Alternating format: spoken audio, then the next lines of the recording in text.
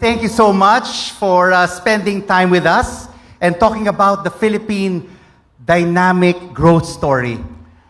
Well, it has certainly been an exciting time for the Philippines in many senses because we have really approached the entire system of governance, especially as it pertains to the economy, by making serious structural changes in the way that we do business. So, Mr. President, how are you providing this stability for the Philippine economy?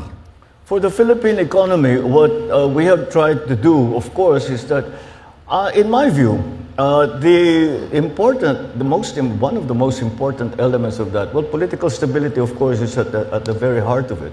And when we talk about commerce, trade, what the businessmen, what investors are looking for is stability and vision. You need stability so that, and you have to have a vision, you have to have a plan, you have to have a goal. And that can be that is recognizable to prospective businesses, that they see, okay, this is what the Philippines wants to do, and these are the things that the Philippines is doing to try to achieve that goal. We should be part of that, and that is the kind of that is the way that we are trying to make the Philippines, that we are making it is succeeding. That we are making the Philippines a more investor-friendly and more investor-attractive country. You talk about structural changes. You've made quite a number of them during the past 4 years of your administration. Economic and reform policies. So what we need right now is consistency. That the next president, the next leaders of our country continue what you've already started. So, what kind of leader? Who should we vote for in 2028 who will continue what you've already started?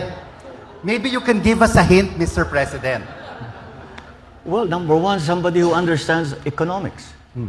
Because understands economics. That's the first thing. That's the life of the person who understands how to create jobs, who understands how to keep the inflation rate down, who understands how to make food supply a given, something that you can assume. So, and someone who thinks about productivity, because growth is about productivity. How do you make your working population more productive? How do you support them so they work better? How do you fix the education system so they're better trained? How do you make sure that they're healthier? How do you make sure that they don't worry about food? Those are the kind of people that you need, that we need, are the people who actually are thinking about not politics, but how to make the country better.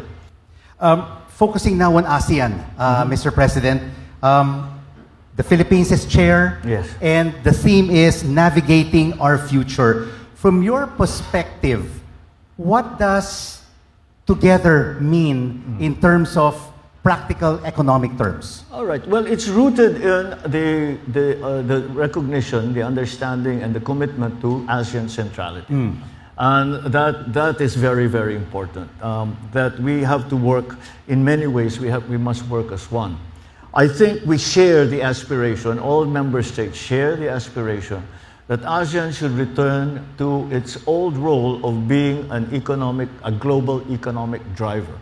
That happened in 2019, that's where we were, and we need to return to that. However, together does not mean that we all do things the same way. We all have different conditions. We all are economically different. They're just population. Just look at our populations. Our populations are so different. The only thing that perhaps we have in common is that we're maritime countries, except for Lao PDR. And so that joint and shared aspiration of returning to that role in the global community is something that we hold in our hearts together. Even achieving that will be done in many different ways, depending on which country you are talking about. But we have to do it in consonance with one another, so that we achieve our own national goals and at the same time achieve the goals that we have for ASEAN. And that again, we must work together.